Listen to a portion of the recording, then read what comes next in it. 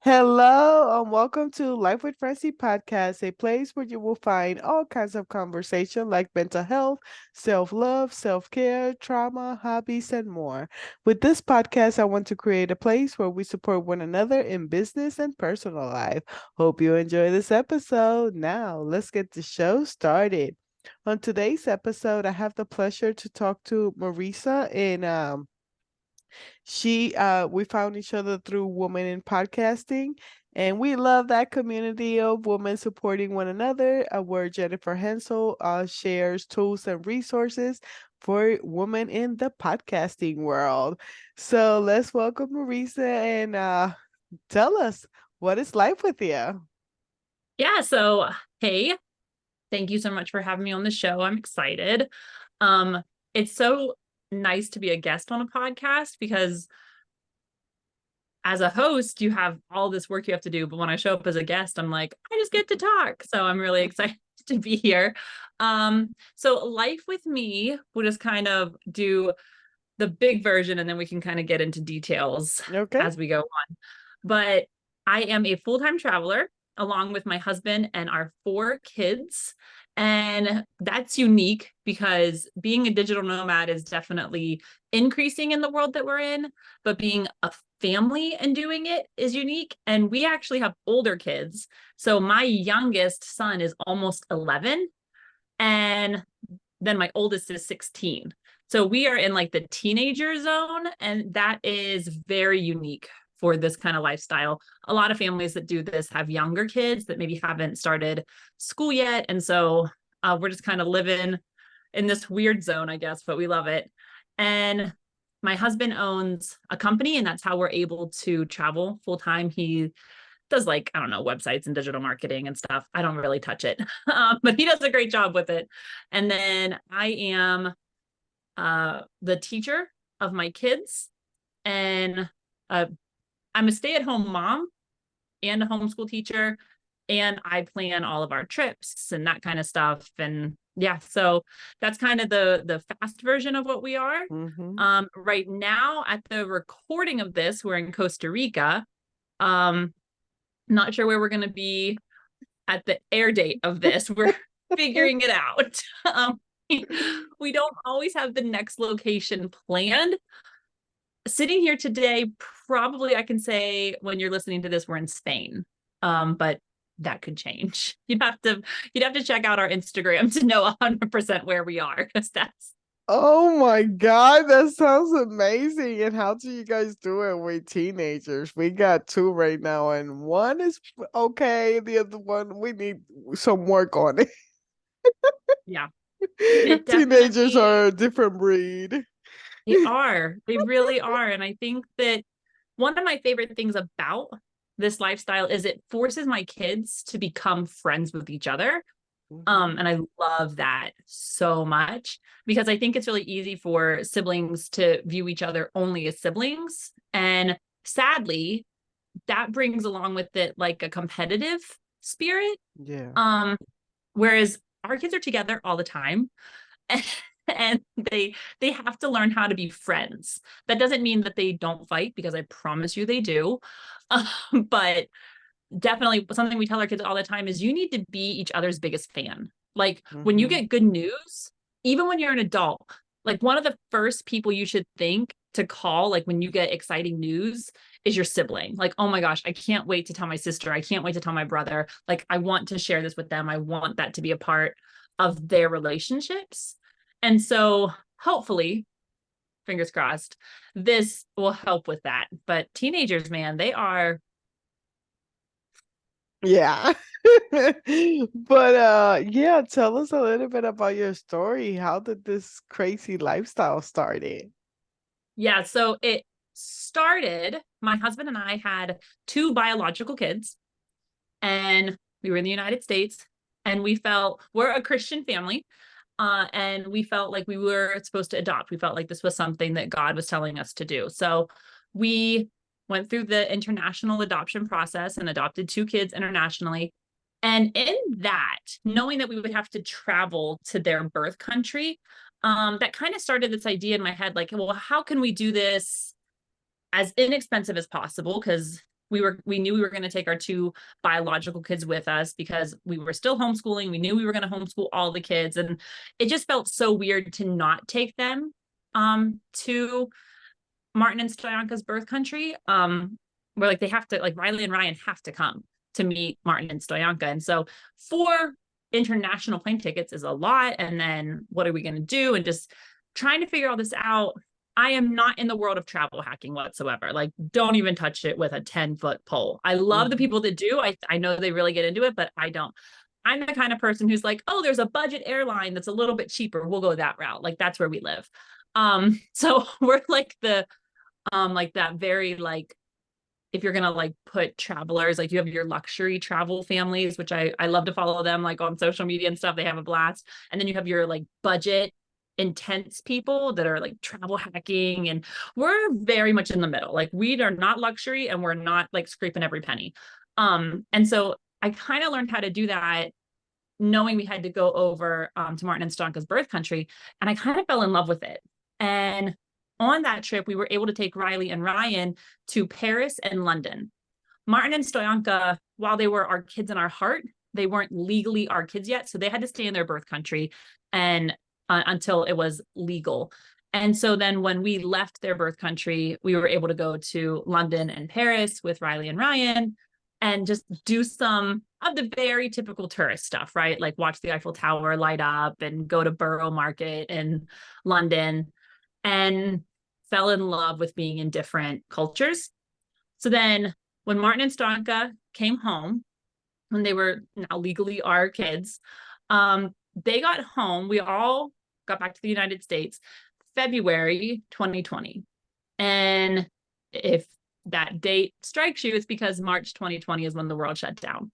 So we we were actually in the state of Ohio in the United States to see family because Martin and Stoyanka hadn't met any of their new grandparents and their cousins and everything, but we were living in Norfolk, Virginia. So we go to Ohio. While we're in Ohio is when everything shuts down. And so, I mean, we didn't even know what to do because those beginning days were kind of scary and overwhelming. I mean, so my husband and I are looking at each other like, should we even go back to Virginia? Should we try to hunker down here? Like, we didn't even know. So we decided to like do our best to get back to Virginia. It felt like kind of apocalyptic, like at the time, like, can we drive? Like it was so crazy. And then the world was just shut down. And so we have 4 kids. We're a family of 6, 2 of them very new. They don't speak English yet. They're still in their heart language. And COVID, man. So we had this itch to travel, but we couldn't, right? No one could. And so that fall, we were able to do a little bit of travel, what we felt comfortable doing in the United States. We were able to go down to kind of like Louisiana. We had friends down there and we were comfortable going and staying with them. And so we did some domestic travel. And then as soon as the world started opening up, Eric, my husband, when we were in Norfolk, he would go on a morning walk down to the Chesapeake Bay. We were just a mile back from the bay. And so every morning he'd go on a walk to the bay. And he came back one day and he goes, I have an idea. What if, since there's no sports activities this winter, what if we just kind of travel? Like the world's opened up now, we can. What do you think? And I was like, I love the idea. And so we planned a trip to go to Istanbul and then take trains throughout different countries of Europe. And that was amazing. We were gone for almost 4 months. And when the idea happened in his head, like when it was just on the walk, it was literally just this idea of, hey, our kids aren't in any activities right now. Like it's going to be cold here. Let's go see the world. It was very much just like a one and done trip, which would have been great. Then the more we were talking about it in the planning, we were like, what if this could become our life? Like, what if this, like people do this, people travel all the time and we could do it. So by the time we got on the airplane to head over to Istanbul, this had 100% become what we now refer to as a test trip. And anytime I'm talking to families who are considering this lifestyle, I tell them go on a test trip.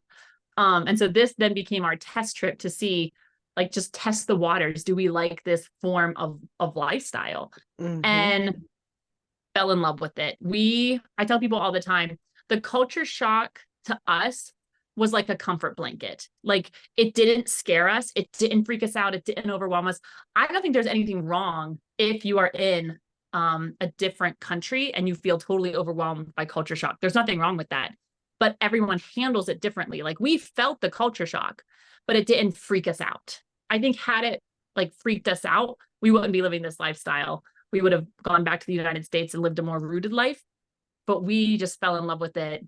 And having to use Google Translate and not knowing how much things cost. Oh my gosh, like currency conversion is still to this day something I'm like, I have no idea how much I'm paying for anything. Like I don't know. But we love it. We just love it so much. And so that is how we got into it. So when we got back from that test trip, it was I think we had about 2.5, 3 months that we were back in Norfolk, Virginia. We got everything set up. We sold 98% of our stuff was sold or donated to different charities. And then we hit the road and we've been going like this ever since. So for us, it works. It doesn't work for every family. But for us, it's great. How do you manage like day-to-day activity? Like I love that. Absolutely, but I'm a person of routine. So just how do you manage the day-to-day? Yeah. No, you're so right. And I think that routine is something that's important to maintain in this lifestyle. So we were just a few months ago, we were in Mexico City. My family is not like stay out on the town until like 10:30, 11 o'clock people. None of us are. My husband and I are not that way. My kids are, I have one kid that would go all night if she could. Like she would just go and party and be at all the dances and eat all the food all night long and then crash at like 9 o'clock in the morning, right?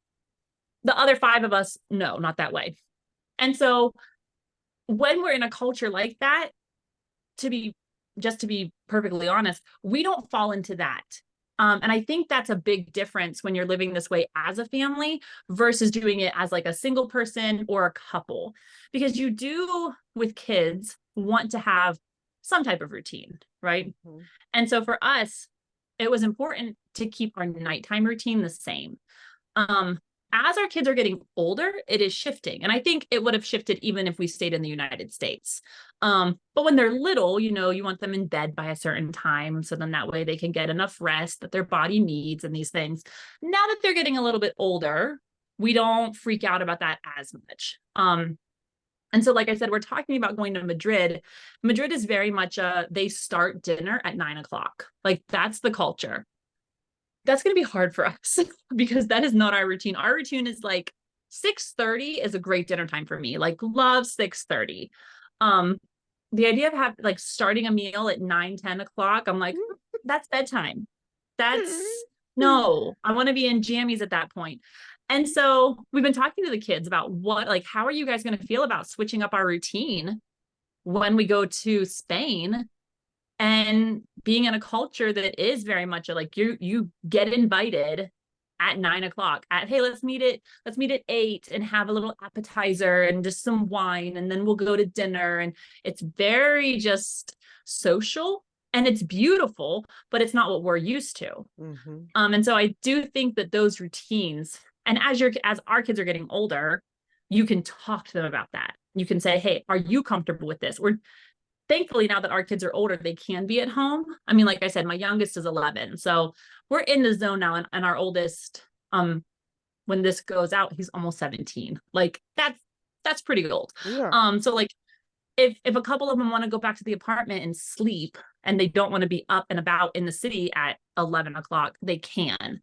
But when you have little kids and that you need to be with them, they can't be home alone, then you are, I think, going to maybe lose out a little bit on the culture that you're living in, depending on if you're night owls, if you're morning people, like how you do those kind of things. But I still think that maintaining your routines at home is important. And there's definitely ways to keep doing it. So like we cook most of our meals here at the house. We do eat out, but we've been in like very expensive countries recently, which like, I don't think you think about like we've been in Central America. And it's pretty expensive because so much stuff has to be imported because they're such small countries. They can't grow a lot of crops and stuff.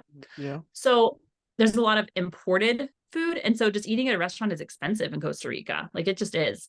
And I'm a very cheap person. Like I would rather spend my money on like an experience. Like, oh, we're going to go to this hot spring, or we're going to do zip line, or we're going to go over and watch baby sea turtles hatch, versus, oh, we'll go get some burgers at that restaurant. Like Yeah. I can make burgers at home for much cheaper.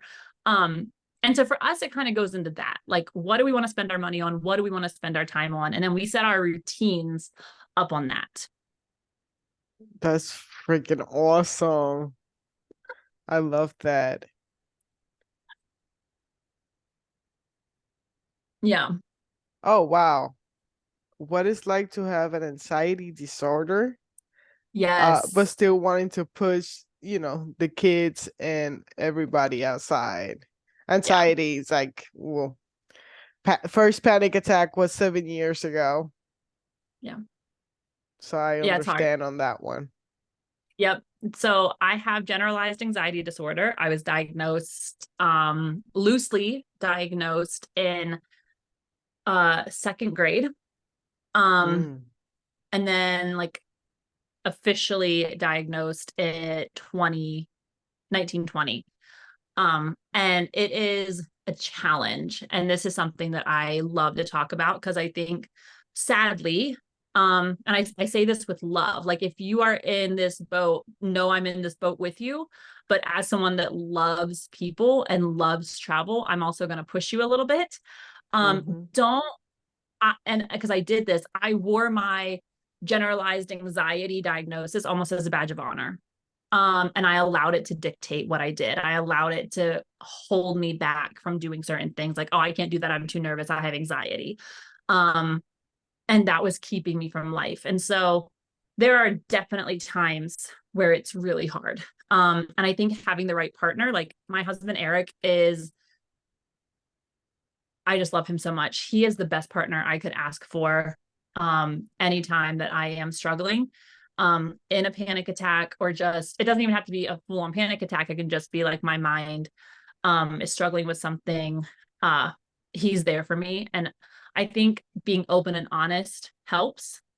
And then pushing yourself and having the family that is going to encourage you, and they're going to know like, when do you need to slow down and when do you need to try to push through it? Mm-hmm. And it's a balance. There have been times where we were in Poland, and for school, my kids had read a book called Yellow Star. It's a wonderful book. And it follows the story of a little girl and her family through the Holocaust, through World War II. And the positive thing about this book is her family survives the ghetto. Her and her sister and her parents are only four of a very small percentage that survive this ghetto in Poland. And so being able to read it with kids, it's kind of a more positive book of that tragedy. And so we were in Poland, we read this book, and then we went to the town that it happened in. Okay. And a lot of the landmarks in the book are still physical landmarks. You can go and see them. And they've done a really good job of preserving it. And so we had read this book. We're all excited to go and see these landmarks and feel this deep connection to these places that we had read about in her story.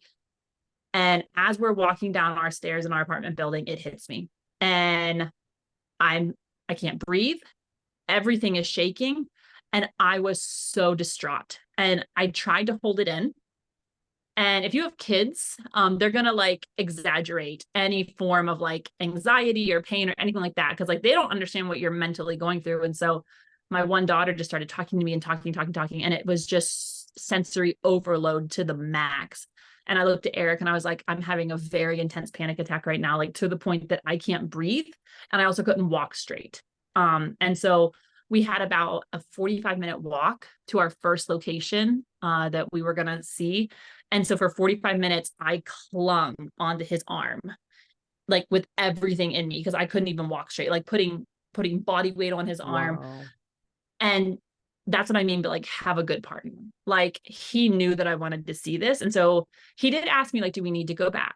Like, or do you need to go back? I can take the kids, whatever you need. Like, at first he supports me. And then when he finds out, like, no, I want to go, he's like, okay, hold on to me.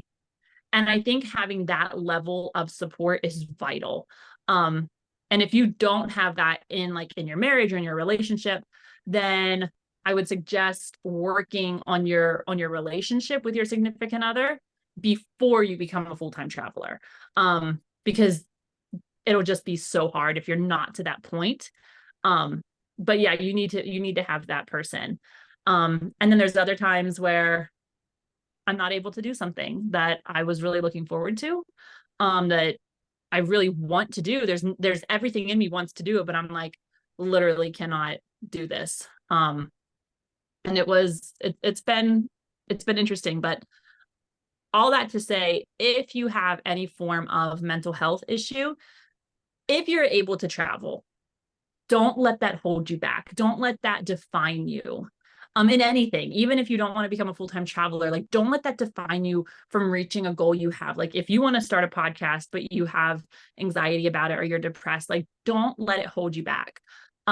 If you want to learn a skill, learn a language. I'm in language school currently. That's why we're in Costa Rica. And twice yesterday was the first day of class, and twice I almost broke down crying in class. And like, I'm not an emotional person like that. I'm not. But I just felt it welling up in me. And I'm like, no, you can do this. You're strong, you're smart, you're capable. We're not going to allow emotions to dictate my actions right now. Like, no, I'm in control. And I think that working on yourself to get to that point is hard, but doable. And you just have to find the way that works for you to get there. Could I share with you my survival kit that I have for anxiety? Yes. I have 7 mental health diagnoses that I got from last year. And, like you said, it's the self-awareness. Like, you have to have some self-awareness for yourself and like the inner child, to go back, and like that little Francy for me is the 9-year-old that acts up the most, because she had a cute bubble and then it was crushed. And, so she has a lot to say. But it wasn't until the summer that I realized that my survival kit for each diagnosis is different. Because I tried to do the depression one for anxiety, or the anxiety one for depression, and it didn't work. I was like, what? So for anxiety, at the beginning of the year, what was it, 2020? Or 2022. Anyways, I had just brand new with the podcast. Okay. And the year was peace. The word for the year was peace. And January 4th, I was having a panic attack. Yeah. Okay. So January 1st, the word is peace. I was like, that's exactly how you start your year of peace. Is having this a breakdown. Is the way we're going. This is what we're doing. Do it. But it's just like, I totally understand, once you are in the danger zone, how I call it, there's no logic, there's no nothing. It's just having the routine as to that self-awareness, that when the body starts acting a certain way, you're like, okay, well, I have to step back. And for me, it's like breathing, taking deep breath just to calm the nervous system. And then if that doesn't work out, it's walk it out or dance it out. I'm Latina. So like when you said Costa Rica, I'm like, oh my gosh, Costa Rica is in my bucket list. I'm from Puerto Rico. Nice. Come on down. Just come on. I love it. So then asking the support, from friends, depending on your religious beliefs, it might be just positive vibes as well as a prayer. Like I said, music, and then, at the end, professional help if you really, it's a consistent thing. And like right now I'm on therapy, I say, because everything is going so smooth that I need the therapist to make sure that everything stays so smooth, because self-sabotage comes in, it really depression, codependency, everything at once. So I just wanted to share with you, to have for the listeners, and even you to have a roadmap of like things that can help to not, be in the danger zone as much. Because once I was in, and I'm not like 100% cured, but now is anybody ever? No, not really. I mean, let's be honest. It's just taking that time for yourself. Yep. But I totally understand. I totally get it. And your feelings are valid because once it is, I have a friend right now that I ask the husband is going through some stuff. And I was like, because his heart is beating a different way and they're doing checks in the heart, but the heart is fine. So I was like, has he thought about anxiety? Yeah. Because with anxiety, you literally feel like you're gonna die. Like it's so legit. I can't breathe. I can't get out of this one. So, like you said, at the support system, and if you don't have a partner, I hope and pray that you have somebody in your family or a A friend that friend. can, because you can't do it alone. Sometimes you need the help of somebody to get you out of it. Yeah. If you're struggling with anything, get help, like I think, and if you need to be on medication, there's nothing wrong with that. Mm-mm. Like, I don't know how many times we have to shout it from the rooftop. I have a podcast episode all about mental health and how to be like, how to help our kids, how to like set mental health goals for our family, because we need to take it seriously. Um, and if that means you need to be on an antidepressant, you need to be on an anti-anxiety, you need to be on something to help with your ADHD, whatever it is, do it and have no shame. Because if your doctor looked at you and was like, oh, you're diabetic, you need insulin, you're not going to go, Mm-hmm. no, I'll just think positively and make it go away. No, like there's no shame. I take ibuprofen all the time when I have a headache. So when I've had to be on antidepressants and it has happened, Mm-hmm. I take that pill every day with no shame. And I'll Yeah, tell people what it is. I'll tell people how it helps me. And there's no shame connected to it. So that's whatever me. that help looks like for you, do Mm-hmm. it. The transparency, because we are out there and people put a lot of people on social media, the perfect lifestyle and everything else. And I'm like, nope, this is exactly what I'm struggling with. This is what's Yes. happening. And this is how Yes. I survive. So far, I haven't had a breakdown on social media, but hey, who says it's not coming? Anyway. I and I think, and I struggle so much with social media because I mean we have it, my Mm-hmm. family has it, we have it for our um like for people to follow along on our journeys and everything. And I love social media, but I also hate it Yeah. so much because if you share only good, people think that you're bragging and that you're a liar. And if you start to share what is conceived as bad, even though I don't think it's bad, I think it's real life. If you start to Mm-hmm. share too much of that, you're negative Nancy. And why don't you just stick to happy fun times? And then you lose followers. And I'm like, where's the realness of this? Where's the relationship? Like, I think it's really, really hard for people to be totally honest on social media all the time because no one's going to follow you. And I think sadly influencers know that. Mm-hmm. Because if influencers were just real all the time, they'd have about 13 followers. Like Yeah. that's so we do kind of put on like the fun side of it, and then we have these posts that we're like, I'm just gonna like our vulnerability post, right? Like I just need to come on here and say this. And I just want people to know that like even the people that are showing you good, they have the bad. Mm-hmm. They don't feel like they can show it as much as they need to show the good because sadly, especially like people that have loads of followers, like we don't make any money from our Instagram or like social media accounts. So like thankfully I don't feel that pressure. I'm like, if I lose followers, I lose followers. That's just what it is. But I understand the pressure for like these very famous, like we follow a lot of very famous family travel influencers, Yeah. and I cannot even imagine the pressure that they're under to share the good and not too much of the bad.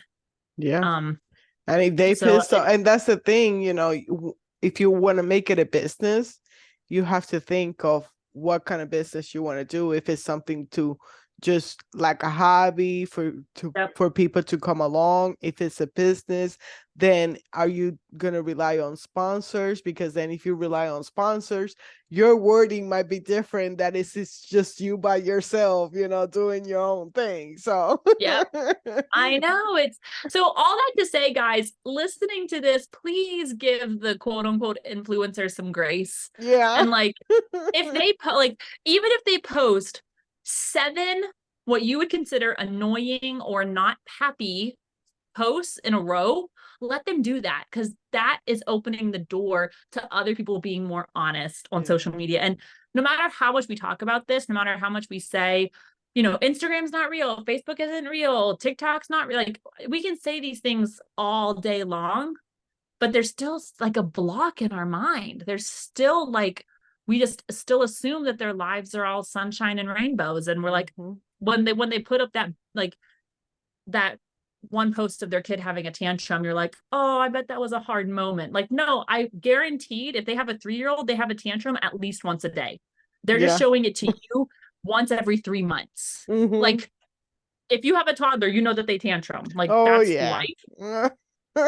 So if you follow a family and I don't think you should put your toddler's tantrums online. That's like, that's a hard balance of their privacy. Like, they're still a human just because they're 3.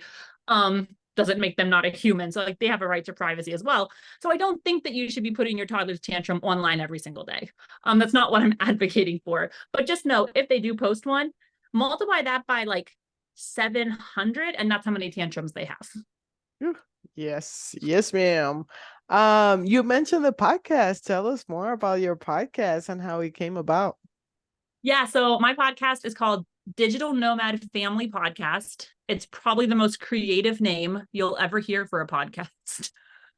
and it's all about being a digital nomad family. And that's what we talk about on it.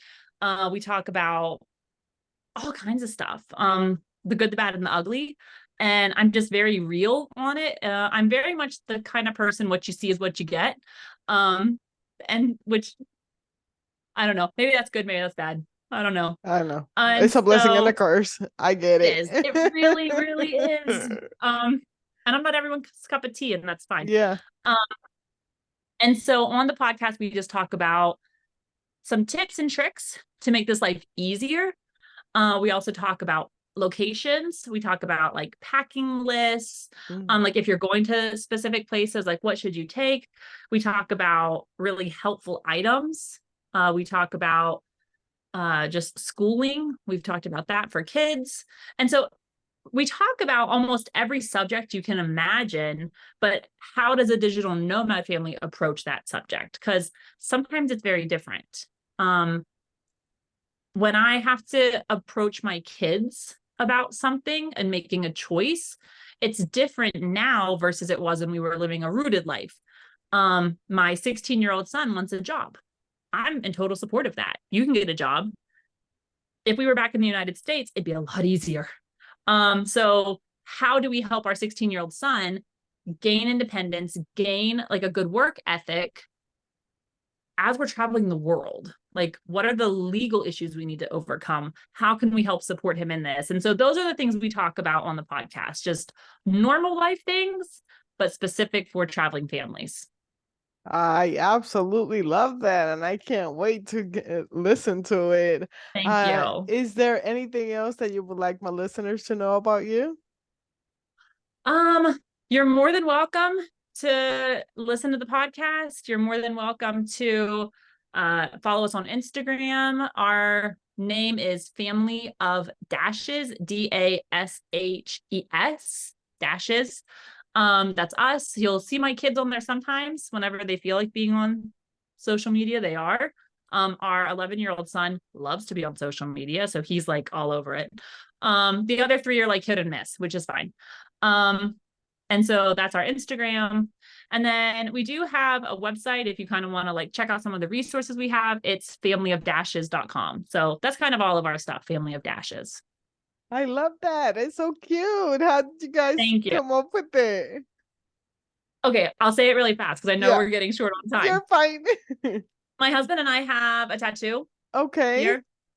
And I know So we're tiny. like bikers, really. It's like Yeah, amazing. yeah. And it came from, the reason we got it is we were actually in church one day listening to a message, and the theme of the message was from this book called something like Learn to Live Like You Were Dying. Okay. Okay. Very much like a carpe diem idea. And they talked about how in the United States and in most countries, you have your birth date, then you Mm-hmm. have a dash, and then you have your death date. And that dash that separates those two dates represents your life. And it's the smallest thing on that tombstone, but it Wow. represents everything. And so the question of this message that we were listening to was, what are you doing with that dash? And it was actually like a 4-part series. And so in one series they were talking about, or in one of the Sundays, they were talking about how, depending on how old you are and how old you live until, which you don't know when you're going to die, none of us do, that dictates where you are in that dash. And so if you think about that, your dash as a spectrum of, this is your birth, this is your death, you don't know where you are in that, because I'm almost 35. If I live to be 40, I am a very old woman talking to you right now. I only have 5 more years to live. If I live to be 90, I'm doing pretty good. I got several more years to have an impact in this world, but I don't know. I don't know where I am in my dash. And so I need to make every single day count. And so that message just really stuck with us. And so we ended up going and getting this tattoo. My husband and I both have it. And it represents that idea that we're living our life. Like, we only get one of these. Like, if you believe in like multiple lives, then maybe this wouldn't connect with you as much, but I don't fall into that belief. And so I believe I only have one go on this earth, and I want to make the most of it. I want to have the biggest splash that I can. I want to see as much of it as I can. I want to do as much good as I can. I want to love my kids and my husband as well as I can. I want to be an amazing friend. Like, this all puts into my dash. And so, yeah, so that's what Family of Dashes represents, but it also is cute because it's like we're dashing around the world. Yeah, I freaking love it. I'm so glad that I asked her.